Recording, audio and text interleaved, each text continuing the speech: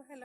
Good morning po mga ka-workmate. Ayan, welcome back po sa ating channel.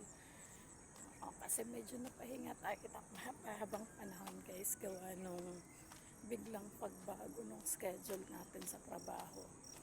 Kasi guys, nag 6 a.m. ako, 6 to 3, tapos 7 to 4, so medyo maaalangan ako sa pagtakbo. Kaya medyo nagpahinga tayo guys.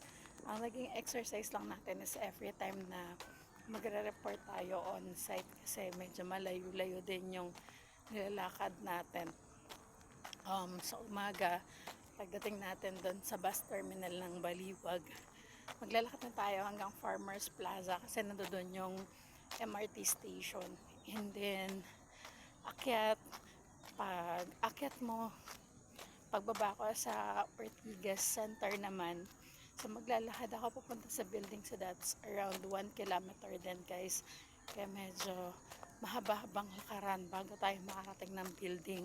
And vice versa sa hapon, ganun din ginagawa natin. So yun lang yung nagiging exercise natin every time na lumuluwas tayo. Kaya ngayon, rest day natin. Yan. Sa mga magtatanong guys, bakit hindi tayo nagja-jogging ng rest day natin?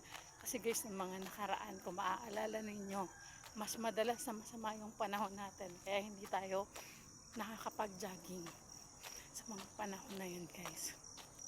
So, pinipili na lang natin din na ipahinga. Kasi bibihira naman yung panahon na magpapahinga tayo gawa nung 2 araw na rest day, tapos bilang nanay ka, asawa ka, ang dami mo din ginagawa sa bahay guys. So yun lang, sapat-sapat na exercise na rin naman yun guys, kung totoosan. Pero ayun yung ngayon, wala tayong gagawin, hindi tayo masyadong abala ngayon, kaya bibigyan natin ng panahon yung mag-walking tayo.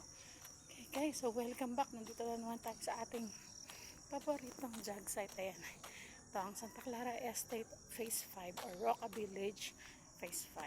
Ayan. So ayan guys, mag-isa tayo kasi marami yung ibang kasamahan natin guys ay nauna nang maglakad. Ayun, umuwi na sila. Salubong natin sila pa uwi. Okay, so sa village guys ay Christmas in the air.